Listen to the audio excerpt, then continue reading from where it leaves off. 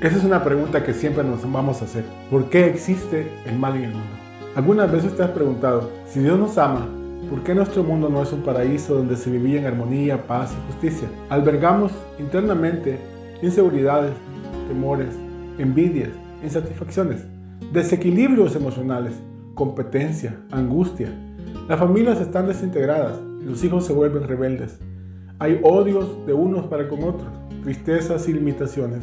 ¿Por qué en el mundo hay guerras, hambre, pobreza, injusticia, discriminación, opresión y la falta de libertad? No hay amor, no hay justicia y no hay paz. Porque el mundo no es un paraíso donde se vive en armonía, paz y justicia. Aun cuando la ciencia ha avanzado, no se consigue la cura para muchas enfermedades. Aun con técnicas de agricultura y formas de producir más alimentos, sigue habiendo hambre, desigualdad y pobreza. Los hombres hablan de paz y tratados, pero siempre hay guerras. Nosotros mismos nos encontramos divididos entre los sentimientos, la razón y los apetitos del cuerpo. Si ya hemos identificado que todo anda mal, creo que debemos saber qué es lo que hace que todo esté mal. Y para eso vamos a leer Romanos 3:23. Pues todos pecaron y están faltos de la gloria de Dios. O sea, que lo que impide que en nuestro mundo se manifieste el amor de Dios y se realice su plan es el pecado. Es la causa de todos los males que aquejan a la humanidad. Pero ¿cómo y cuándo entró el pecado en el mundo? Génesis 3:1 nos va a ilustrar hablándonos de la siguiente manera. La serpiente era el más astuto de todos los animales del campo que Yahvé Dios había hecho. Dijo a la mujer, ¿es cierto que Dios les ha dicho que no coman ninguno de los árboles del jardín? La mujer respondió a la serpiente, podemos comer de los frutos de los árboles del jardín, pero no de ese árbol que está en medio del jardín, pues Dios nos ha dicho, no coman de él, ni lo prueben siquiera, porque si lo hacen morirán. La serpiente dijo a la mujer, no es cierto que morirán, es que Dios sabe muy bien que el día que coman de él se les abrirán a ustedes los ojos, entonces ustedes serán como dioses y conocerán lo que es bueno y lo que no lo es. A la mujer le gustó ese árbol que atraía a la vista y que era tan excelente para alcanzar el conocimiento. Tomó de su fruto y se lo comió. Le dio también a su marido que andaba con ella, quien también lo comió. Entonces se les abrieron los ojos y ambos se dieron cuenta que estaban desnudos. Cosieron pues unas hojas de higuera y se hicieron unos taparrabos. Oyeron después la voz de Yahvé Dios que paseaba por el jardín a la hora de la brisa de la tarde. El hombre y su mujer se escondieron entre los árboles del jardín para que Yahvé Dios no los viera. Yahvé Dios llamó al hombre y le dijo, ¿dónde estás? Este contestó, he oído tu voz en el jardín y tuve miedo, porque estoy desnudo. Por eso me escondí. Yahvé Dios replicó, ¿quién te ha hecho ver que estás desnudo?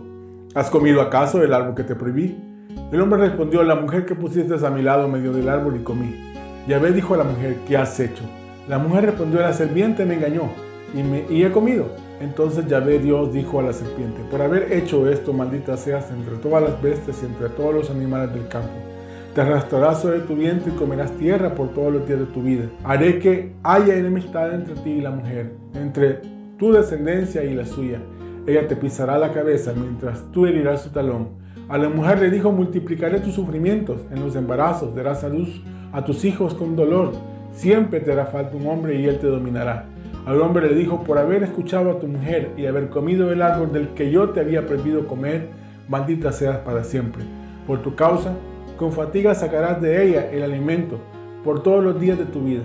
Espinas y cardos te dará, mientras le pides las hortalizas que comes. Una vez el hombre había roto los planes originales de Dios y el pecado y la concupiscencia entraron en el mundo, el corazón del hombre tuvo que luchar arduamente para rechazar la tentación y abrazar la virtud. Una de las tentaciones que el hombre siempre ha sufrido a lo largo de la historia ha sido el deseo de determinar por sí mismo, al margen de las leyes de Dios, lo que es bueno y lo que es malo. Ahora, antes de entrar a hablar del pecado, vamos a hablar de algo que es previo al pecado, que es la tentación. La tentación se define como un llamado o una invitación del demonio u otra persona o dentro de ti mismo para hacer algo contrario a la voluntad de Dios. La tentación no es un pecado en sí. Lo que es pecado es consentirla o caer en la tentación. Dios permite que seamos tentados, pues ya que una vez superada crecemos en virtud. Sabemos además pues que tenemos la promesa de Dios que nunca seremos tentados por encima de nuestras fuerzas. No nos ha sobrevenido tentación que no fuera humana y fiel es Dios, que no permitirá que seáis tentados sobre vuestras fuerzas. Antes dispondrá con la tentación el éxito, dándonos el poder de resistirla. 1 de Corintios 10:13. Lo que no podemos hacer es ponernos en ocasión de pecado.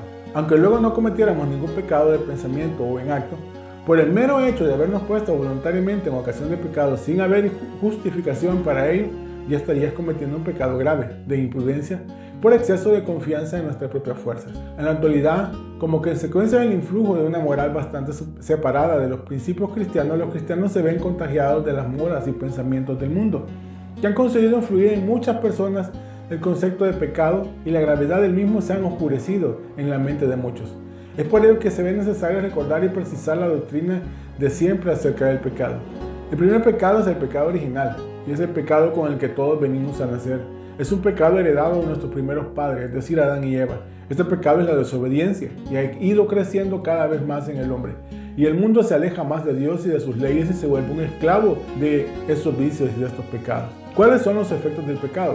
Cuando el hombre peca gravemente, le ocurre como al sarmiento cuando se para de la vid. Este muere y no da frutos, así como lo explica en el libro de San Juan, capítulo 15, del 1 al 7. Se pierde la gracia santificante, las virtudes infusas y los dones del Espíritu Santo.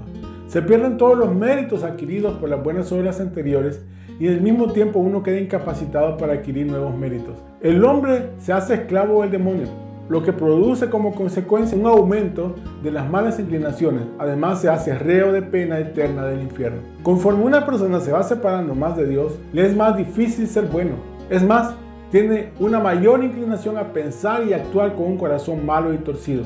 El daño que el pecado causa no solo afecta el alma, sino a la persona completa, y como consecuencia también el cuerpo. Esto se ve de un modo especial en el pecado original, como Adán y Eva iban a vivir para siempre, y sin embargo ante el pecado viene la muerte, las enfermedades y todas las plagas que hoy tenemos son consecuencias de ese pecado. El hombre que está en pecado grave y permanece en él, su carácter y conducta va paulatinamente cambiando para peor. Todo ello se debe a que cada vez más se está atrapado por el demonio y como consecuencia cada vez más piensa como el demonio. Por otro lado, ese cambio de afectar a su ser también le afecta en su conducta y en sus relaciones con los demás. Como nos dice San Pablo, el cristiano es templo de Dios. ¿No sabéis que vuestro cuerpo es el templo del Espíritu Santo? Y el mismo Señor, si alguna me ama, guardará mis palabras, y mi palabra le amará y vendrá a él y hará en él morada. Así dice San Juan 14:23. Todos perdemos la inhabitación de Dios en nosotros como consecuencia del pecado mortal.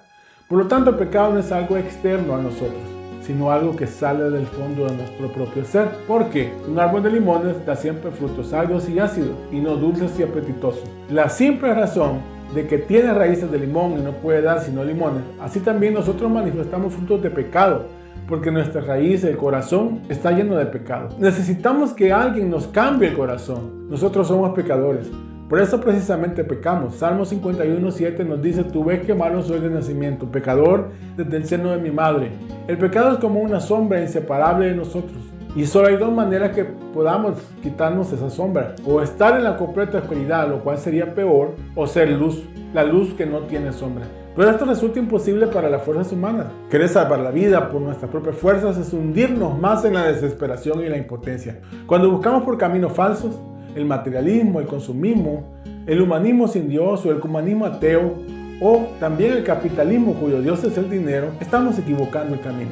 Porque yo hoy me fijo cómo las personas se pelean por partidos políticos y a veces se pierden las amistades por algo que al fin y al cabo no va a ser la solución definitiva para un país, para un pueblo. Porque no está en los hombres poder cambiar las cosas del mundo. Hay una parte de mi testimonio que yo no puse adrede en mi video, que ustedes ya escucharon, que se llama Cómo conocí al amor de mi vida. Y era porque quería aprovechar esa parte en este tema. Cuando yo era muy joven, un amigo me invitó a unas reuniones a las que él asistía y yo fui por curiosidad. Me quedé y él se retiró. Las reuniones eran en el movimiento gnóstico. Por más está decir que yo desconocía que era una asociación ocultista y esotérica, como lo es los masones, los rosacruces, el New Age y otras. Pero escuché tema tras tema, atravesé las rondas de temas llamadas cámaras, me inicié con ellos, llevaba a cabo toda serie de prácticas y tareas, y ellos me felicitaban constantemente. Ellos dicen creer en la reencarnación y me decían que yo en el pasado había alcanzado muchos conocimientos, ya que habían personas que habían asistido por años y no habían avanzado lo que yo. Alguno de los dirigentes me invitó a tomar un café y yo acepté. Él me explicaba que yo había alcanzado cierto nivel de conocimiento, pero que en el movimiento me iba a estancar y que él me miraba mucho potencial, que si yo deseaba avanzar, él podía llevarme a otro lugar donde iban a completar mi entrenamiento. A mí me pareció interesante la propuesta y acepté, pero él me previno diciendo que no me fuera a asustar, que la organización tenía un nombre peculiar que se llamaba Amigos de Lucifer. Intentó engañarme, diciéndome que el diablo y Lucifer no eran lo mismo. Mi espíritu entró en alerta. Lo poco que conocía de Dios me decía no vayas. Traté de simularlo y le dije que entendía y que estaba bien. Toda la semana lo pensé. Dios ya había puesto sus ojos en mí y llegado el día no fui. Y nunca más volví a ese movimiento. Pero una lucha empezó en mí. Empecé a tener ciertos sucesos extraños en mi vida personal. Golpes en la puerta de mi habitación sin que nadie estuviera allí. Pasos, sombras que aparecían y se desvanecían en la noche. Llegué a experimentar que alguien se sentaba en mi cama, prendía la luz y no había nada.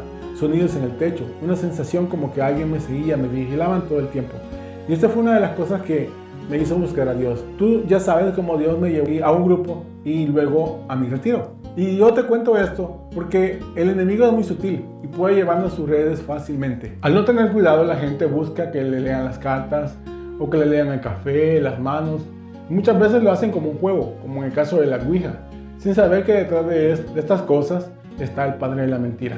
Incluso cosas que pensamos que no tienen importancia, como el horóscopo, nos pueden poco a poco llevar a un camino de perdición. No digamos lo que acuden a brujos o los satanistas, a los espiritistas y todo tipo de agrupaciones de tipo esotérico. Obviamente no toda la gente cae en estas prácticas, pero ¿qué hay de que se cree autosuficiente y que dice a sí mismo y a los demás que no necesita de Dios? Del ateo, que dice que solo cree en la ciencia.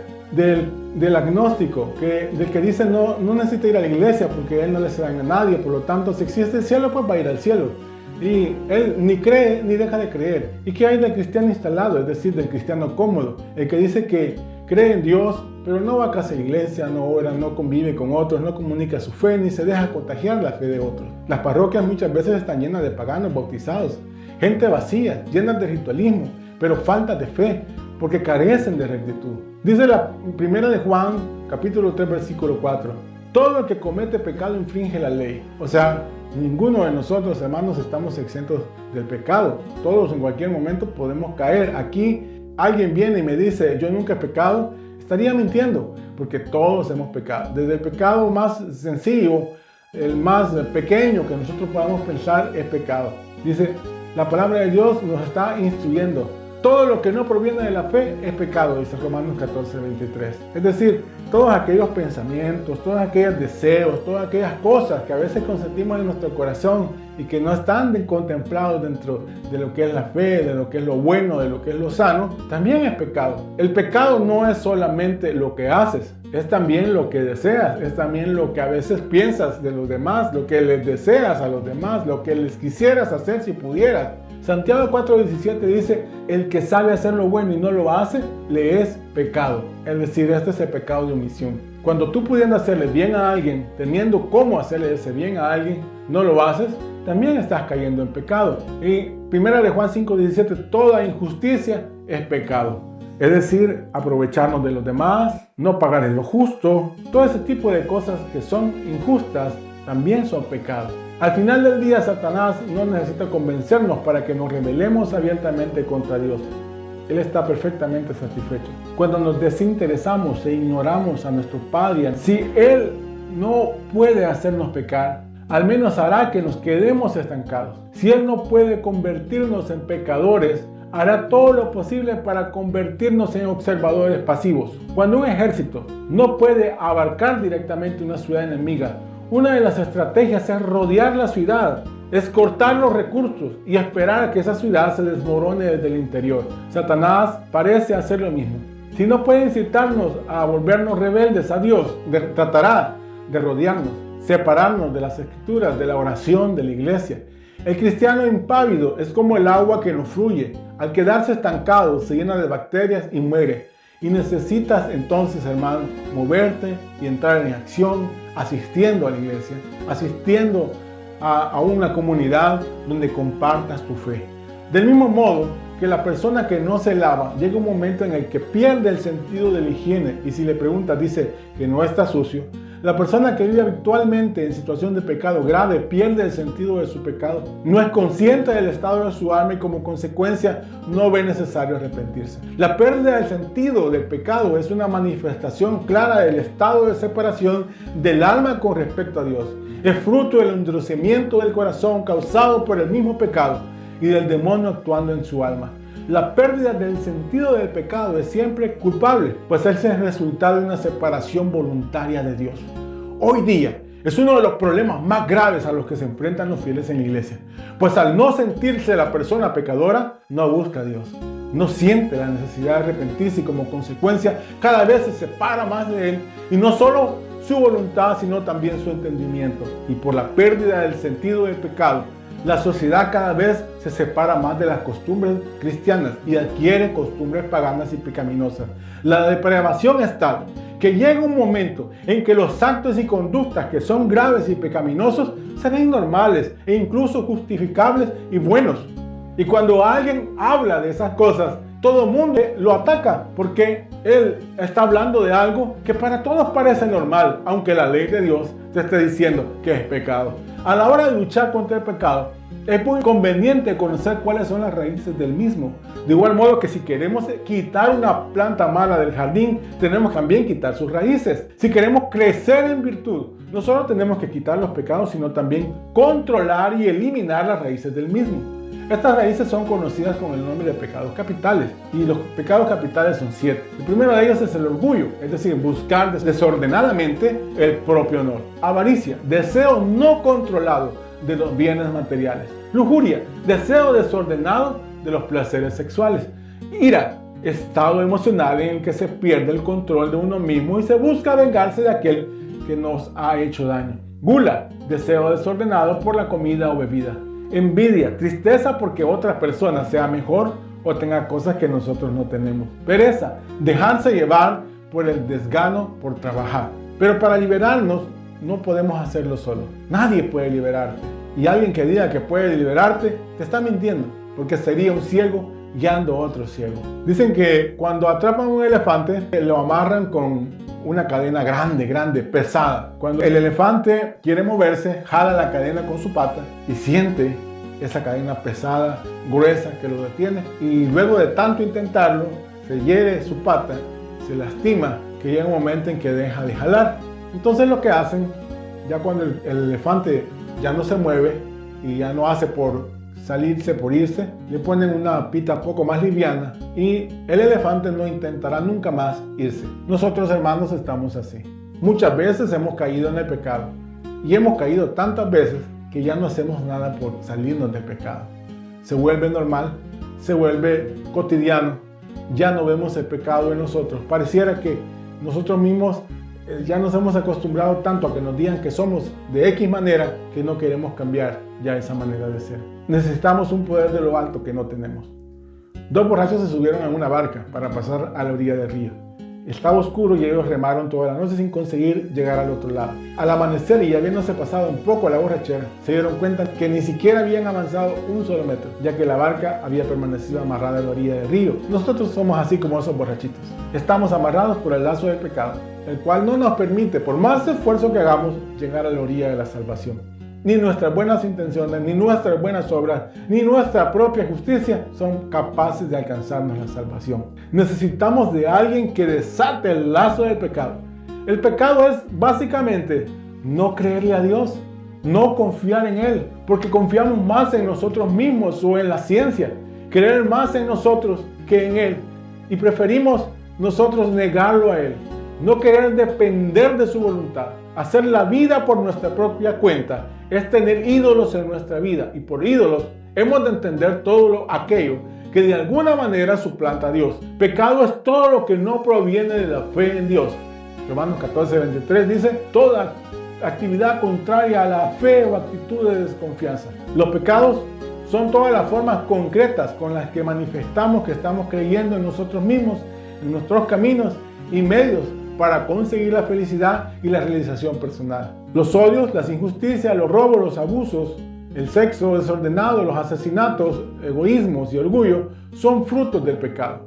El pecado hace más daño al hombre que a Dios. Por eso Él no quiere que pequemos. tanto así nos ama que no quiere que pequemos. Dice Proverbios 8:36, el que me ofende hace daño a su alma. En resumen, el pecado es apartarnos de Dios, que es la vida, y por tanto entrar en la muerte. Y Romanos 6:23 nos dirá, el salario del pecado es la muerte. Ahora, tenemos una mala noticia para ustedes este día. No quisiera ser portador de malas noticias, pero tengo una mala noticia. Y esta mala noticia es que el hombre tiene un gran problema que no puede solucionar y un enemigo al que no puede vencer. El hombre, con toda su ciencia, todo su poder, no es capaz de echar abajo al príncipe de este mundo, ni capaz de quitar el pecado del mundo. Hace el mal que no quiere y no hace el bien que se propone. El hombre tiene el problema que el hombre no puede solucionar. Esta es la peor de todas las noticias que podemos escuchar. Y sin embargo, es la verdad. Ningún periódico o noticiero nos ha dicho nunca esta gran verdad. El día que el hombre quiso ser como Dios en el paraíso se hundió en el absurdo. El día que el hombre quiso construir la torre de Babel, que alcanzar el cielo fracasó. El hombre no puede llegar a Dios. El hombre tiene un enemigo personal que trata de alejar a los hombres de Dios con engaños y perversiones. Y este enemigo se llama Satanás, que es el príncipe de la mentira. Desde un principio se rebeló contra Dios y trató de perder a nuestros primeros padres en el paraíso, haciéndoles creer que sus propias fuerzas y medios podían llegar a ser como Dios. Su principal característica es ser homicida, ya que al separarnos de Dios, que es la vida, nos conduce hacia la muerte. A través de sus mentiras nos hace creer que por nuestras propias fuerzas y capacidades alcanzaremos la felicidad, seguridad y salvación. Nos presenta el poder mundano como fuente de felicidad. Nos engaña con el materialismo y el consumismo, haciéndonos creer que en la medida en que nosotros poseemos más cosas, somos más felices. Nos seduce con apariencias exteriores que nos transforman el corazón humano. De una manera especial, actúa e influye a través de todo el esoterismo, ocultismo, lo cual es un pecado contra la fe, ya que no es sino la falta de confianza en el único Dios verdadero, fabricando los ídolos en los cuales se pone dicha confianza. Por tanto, es absolutamente necesario pedir perdón a Dios por ese pecado y renunciar a esas cosas para abrir las puertas a la luz de Dios. Nuestro Dios no acepta compartir nuestro corazón con nadie. No es posible servir a dos señores. Así como los efesios quemaron sus libros de magia, así es necesario que nosotros desprendamos de todo amuleto, fetiche, artículo de la buena suerte o literatura esotérica. Quien tiene a Dios como Padre providente no necesita ninguna de esas cosas. Sería como tener un repuesto para Dios cuando Dios nos falla. Esto es inconcebible. Pero más importante aún es que decidamos con toda libertad de nuestra voluntad no depender de nada ni de nadie que no sea Dios. A saber, todo espiritismo, espiritualismo, curanderismo, adivinación, limpia, lectura de manos, café, cartas, astrología, horóscopo, contacto con muertos y afiliación a esas sectas diabólicas, si se ha tenido algo que ver con estas cosas, aunque sea por curiosidad o por juego, es necesario hacer una renuncia a todo esto. Debemos también reconocer que tenemos un problema. Jesús es muy comprensivo con todos los pecadores, ya que comía con ellos. Se dejó lavar los pies por una prostituta. Entre sus seguidores había gente de mala reputación. Nunca rechazó, juzgó ni condenó a ningún pecador. Con los que nunca pudo entenderse y comunicarse en abundancia fue con los que se creían buenos y perfectos. Con ellos fue muy duro y violento. Hasta llegó a llamarlos raza de víboras, sepulcros blanqueados. Ciertamente somos pecadores, pero si lo reconocemos tendremos una gran ventaja, ya que solo los enfermos pueden ser sanados y solo los muertos pueden ser resucitados. Cuando un ciego cree ver y no reconoce su limitación, jamás va a encontrar la ayuda necesaria para salir de su problema. Si fueran ciegos, no tendrían pecado, pero como dicen, vemos, su pecado permanece, nos dice San Juan en el capítulo 9, versículo 41. Hay una historia que dice que cada año, con motivo de la fiesta del aniversario de coronación, el rey liberaba a un prisionero. Cuando cumplió 25 años, el monarca él mismo quiso ir a la prisión acompañado de su primer ministro y toda la corte para decidir cuál prisionero iba a liberar. Cada uno de los encarcelados, pensando que podría ser el agraciado, preparó su discurso de defensa para exponer ante el rey. Majestad, dijo el primero, yo soy inocente. Un enemigo me acusa falsamente y por eso estoy en la cárcel. A mí, añadió otro, me confundieron con un asesino, pero jamás he matado a nadie. El juez me condenó injustamente. Así todos y cada uno decían al rey las razones que merecían para ser liberados. Había un hombre en un rincón que no se acercaba y entonces le preguntó al rey, ¿y tú por qué estás aquí? Porque maté a un hombre, majestad. soy un asesino. ¿Y por qué lo mataste? Porque yo estaba muy violento en esos momentos. ¿Y por qué te violentaste? Porque no tengo dominio sobre mi enojo. Pasó un momento de silencio mientras el rey decidía a quién iba a liberar. Entonces tomó el cetro y dijo al asesino que acababa de interrogar: tú vas a salir de la cárcel. Pero majestad, replicó el primer ministro, ¿acaso no parecen más justos cualquiera de los otros? Precisamente por eso, respondió el rey. Saco a este malvado de la cárcel para que no eche a perder a todos los demás que parecen tan buenos. Muchas personas tratan de aparentar ser buenos, pero por dentro somos, como dice la palabra, sepulcros blanqueados. Y esta historia nos viene precisamente a mostrar un poco de qué está tratando de decirnos el Señor. Sabes que el único pecado que no puede ser perdonado es el que no reconocemos. Por eso es necesario confesar que somos pecadores y no tan buenos como muchas veces tratamos de aparentar. Leer la parábola del trigo y la cizaña, donde Jesús desentraña el misterio del mal en el mundo, es una buena técnica, ya que tú te podrás dar cuenta que en el mundo, como en el corazón del hombre, hay cosas buenas y malas. Y nadie puede decir totalmente bueno, pero tampoco nadie es totalmente malo. Lo que nos enseña es que tenemos la oportunidad de cambiar y de ser mejores. Podríamos leer la parábola del fariseo y el publicano para darnos cuenta que solo el que confiesa sus limitaciones es capaz de recibir la ayuda. Vamos a leer ahora la parábola del fariseo y el publicano. Se encuentra en San Juan, capítulo 18, versículo 10. Dos hombres subieron al templo a orar, un fariseo y el otro publicano. El fariseo de pie oraba en su interior de esta manera: oh Dios, te doy gracias porque no soy como los demás hombres, rapaces, injustos, adúlteros, ni tampoco como este publicano. Ayuno 2 veces por semana, doy el diezmo de todas mis ganancias. En cambio, el publicano, manteniéndose a distancia, no se atrevía ni a alcanzar los ojos al cielo, sino que golpeaba su pecho diciendo: oh Dios, ten compasión de mí, que soy pecador. Os digo que este bajó su casa justificado y aquel no, porque todo el que se ensalza será humillado, el que se humilla será ensalzado. Hermanos, realmente nosotros hoy tenemos que estar con el corazón abierto ante el Señor y hacer nuestra oración con humildad, aceptando que somos pecadores, reconociendo nuestro pecado. Te invito a que en este momento reflexiones y a través de la oración le digas: Señor, Padre mío, te ofrezco mi vida, llena de pecados, llena de errores, llena de tantas cosas malas y vacías. Pero yo sé, Señor, que tú me amas y que en tu misericordia, si yo me arrepiento, voy a alcanzar tu perdón y tu amor.